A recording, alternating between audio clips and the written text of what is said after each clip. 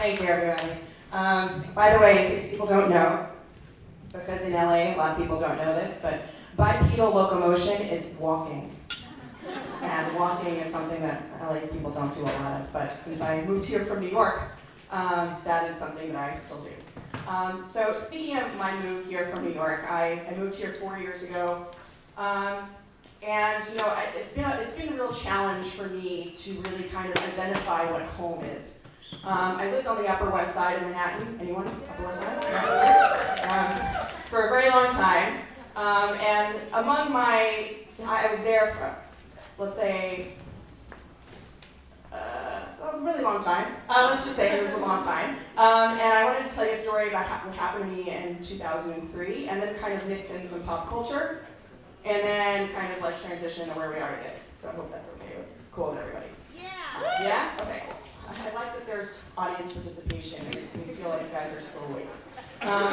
So anyway, in 2003 in August, I was a freelancer. I did a lot of walking around the city, and mostly I worked from home, so there was really no reason for me to be in Midtown except that I had a meeting. So I went to Midtown and I finished the meeting. Everything was great. I got back onto the subway, and if any of you've been on the subway, you know how like the subway always arrives like just as you're coming through the turnstile. You have to like run in order to make the train. So I ran, and I, by some miracle, made the train. And just like as the doors closed, I was inside, and I was catching my breath and sitting down. And the train started at 50th Street, and then somewhere between 50th and 59th Street, the train came to a halt. And this happens from time to time in the New York City subway, so it's not really a big deal. But then the announcer came on and said, "We're having some trouble with the power in the subway, so we may have some blackouts." And I'm like, okay, well, I'm glad they told us. And so then the lights in the car went out. So it's a little frightening to be below ground when this happens, but you know, whatever, the announcer was on it, so we were all cool. And then they told us that it wasn't just our train, it was the whole subway system. A little more unnerving, you know, that the entire subway system has a power outage. And then what we learned eventually was that there was a huge blackout on the East Coast. And I don't know if anybody remembers that because, East Coast blackout, anyone? Well, I can tell you that for a lot of people above ground, it became a party time. People, you know, the bars started giving away all their food, and restaurants were just like, "Here, take it, it's gonna go bad." But there were those of us who were trapped underground and basically like crying, and just all we wanted to do was go home. And we didn't have any idea what was going on above ground, so that was really the hard part. This is a very long story that I'm cutting short. There are a lot of details I could tell you about what it's like to be underground, to try to escape through the front of a train, to climb down onto the tracks, and to walk for like 9 blocks underground with rats running over your feet. But I will totally skip that right now, and just tell you that when I came up above ground, I was covered in subway schmutz, for lack of a better term. The grease that's along the sides of the subway tunnel, you don't even want to know what it's made of.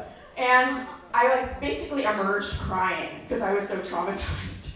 And everybody on the street is going, "Woo, blackout, day off, ah!" And so then I was like, I am completely traumatized, and all I want to do is go home.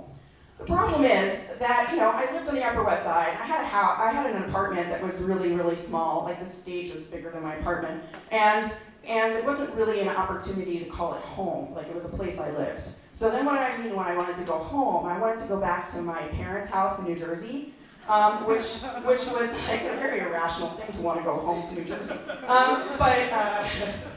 But I settled for the closest thing, which was my brother, who was 8 blocks away, and so I went to his house.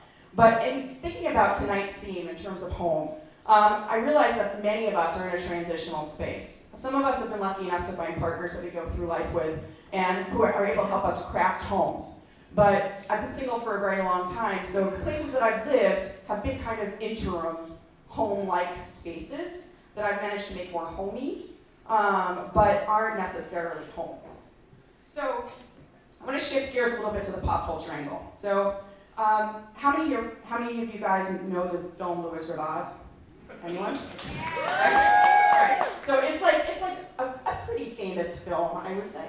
And I was obsessed with it as a kid. And everybody knows the final line of the film is, "O-N-E-M, there's no place like home, right? But what we all conveniently forget is right before that, Dorothy is asked what she's learned from her experience in Oz. This magical, technicolor place with all these things that she had come to contact with that she had never ever dreamed of. And what she says is, and I'm not going to really channel Judy Garland here, but I'll try. So they say, Dorothy, what have you learned? And she says, well, I guess if I ever go looking for my heart's desire again, I'll never look any further than my own backyard. Because if it isn't there, I never really lost it to begin with. Is that right? And then they say, that's all it is. Now, I was obsessed with this movie. I recited it from memory many, many times. It never ever landed that this was an argument for stay close to home and don't experience anything new because it's just going to be scary and it's not where you're supposed to be, just be at home. But I feel like in some ways we are focused on there's no place like home as like the nice takeaway, but the transition there is a little bit unnerving because it says basically that you should choose the known over the unknown. You should choose the black and white over the technicolor. And you should stay local. Don't really stretch too far. And this isn't something, I grew up in New Jersey, I live in Los Angeles, so clearly there's a little bit of a disconnect in terms of staying in your own backyard.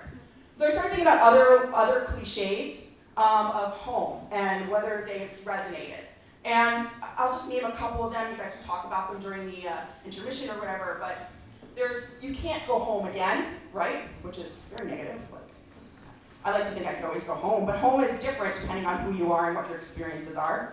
I have a friend, Dilshad, who said you can always go home, and she can always go home by making a cup of English tea because that's her father's chai. So she feels like when she drinks that she's instantly transported home. So I thought that was really sweet. I also thought about wherever you go, there you are, which is ultimately very unhelpful. So, yeah, you're like, wherever you go, there you are. Well, of course, that's literally true. Like, if I go here I am. But it also means that you take yourself with you wherever you go, which I think is a really interesting awareness to have as you're journeying in any direction toward any home. Also that it's the journey, not the destination. You've heard that before. I like to think it's sometimes about the destination. I've spent a long time in airports waiting for a plane that was never going to come and take me to where I was supposed to go. So I really do believe that sometimes it is the destination. But I have to say that, like I said before, my homes have always been kind of homes in waiting, interim homes. And I still hope as a single person to find someone to build a home and a life with, and to share my heart with. Because I think one of the other phrases that has always resonated is home is where your heart is, right? So your heart, thank God, is an organ that has great capacity symbolically. So like you can give your heart to other people and still keep it to yourself, still have it for yourself, that it still beats and motivates you. And until I find somebody to share my heart with, I'm going to be carrying it with me. Hopefully it will be beating for a long time.